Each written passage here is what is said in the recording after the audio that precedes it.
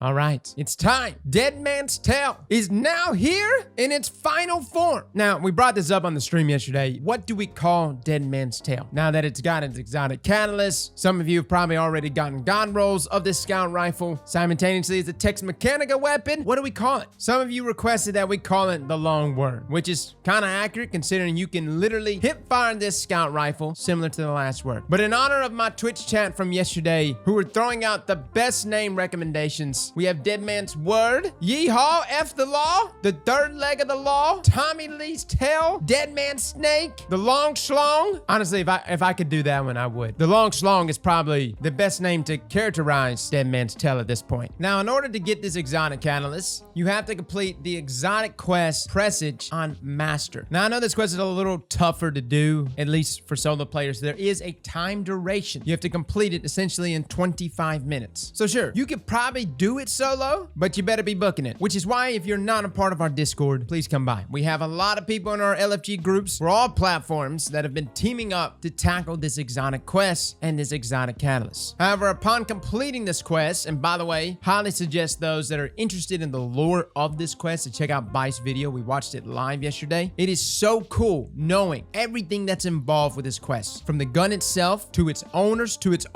ghosts, Katie, Callus, and Osiris just kind of like narrating everything. It's beautiful. Again, I could talk about this mission all day long. I really hope Bungie and Destiny leans more into the horror aspect, the flood vibes, all that stuff. It would do so well in this game. Now let's talk about this exotic catalyst and whether or not Dead Man's Tale or the Long Schlong should be the scout rifle for you. So as you know, one of the things that makes this exotic scout so unique is that it is a 120 round per minute scout rifle. It comes with the exotic trait Cranial Spike, which essentially increases the damage with every precision hit. Now inside of PvE, that's actually a nice 40% buff. So 40% buff at Cranial Spike times 5, shooting at 120 rounds per minute. And there's a lot of crazy things you can do at PvE, especially with this exotic catalyst. Imagine pairing this scout rifle with Divinity, maybe with 4 times the charm, Vorpal Weapon, which essentially in combined with Cranial Spike times 5 increases that damage by 60%. It's nasty. Really.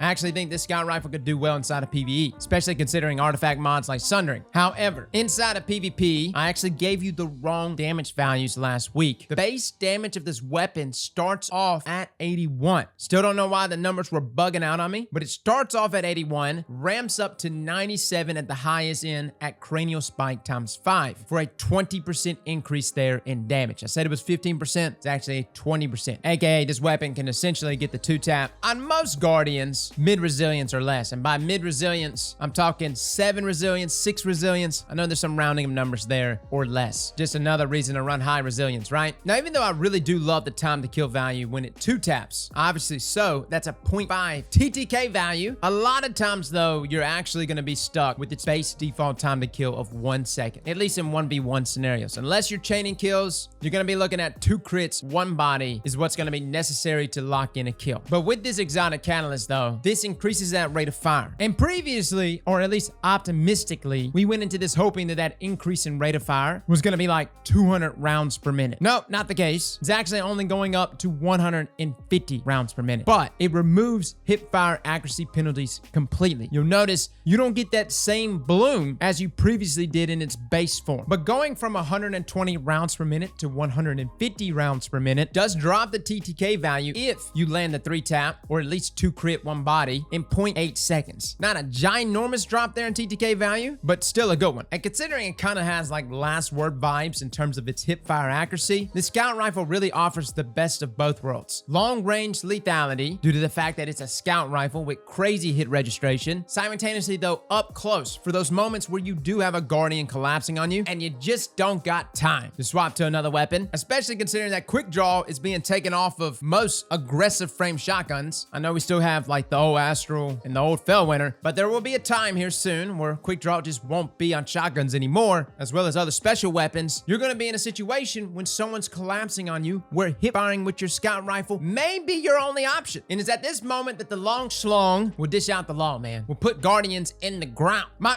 only complaint, and it is a small complaint because overall this scout rifle really is a very good weapon. I actually have 2 complaints. Number 1, in-air accuracy could still be better. I love the hip fire accuracy. I swear every time you jump up with this rifle and you try to shoot something, that shot just goes all over the place. place. Sometimes it lands, and then sometimes it doesn't even touch the Guardian despite your reticle being right on them. And that's probably my fault because I'm trying to treat it like Last Word. Last Word, you're hip firing, you're jumping in the air, you're raining hellfire down on your enemy as you're coming down on top of them. It's a beautiful thing to behold. Simultaneously though, it still has pretty decent accuracy despite it being an exotic. Deadman though, despite it having that bloom sucked down and that accuracy greatly increased from the hip, this was still a problem whenever I decided to take to the air. Considering this is a scout rifle and we don't have many scout rifle maps, sometimes the air is our only friend. We have to go vertical. So that was complaint number one. Complaint number two is, man, I really wish Bungie would have matched the damage here of 120 round per minute hand cannons. 120 round per minute hand cannons hit 91 per crit and 50 damage per body. I understand why they didn't do it. I guess they're worried about a scout rifle meta. Law? Like, we had one scout rifle meta, and it was a very short amount of time that it was a scout rifle meta. It was Mida multi-tool, year one of Destiny 2. And the only reason why people used Mida was because it was one of the few primary weapons that felt really good. On top of that, everybody was just using primaries. There wasn't any special weapons. So naturally, everyone would just snowball in lane. However, today, considering the time to kill values of many other weapons, even far range weapons like Messenger, 120 round per minute hand cannons that can reach up to 40 something meters, on top of special weapons also being present inside of Crucible, I just don't think Dead Man's Tale would have been OP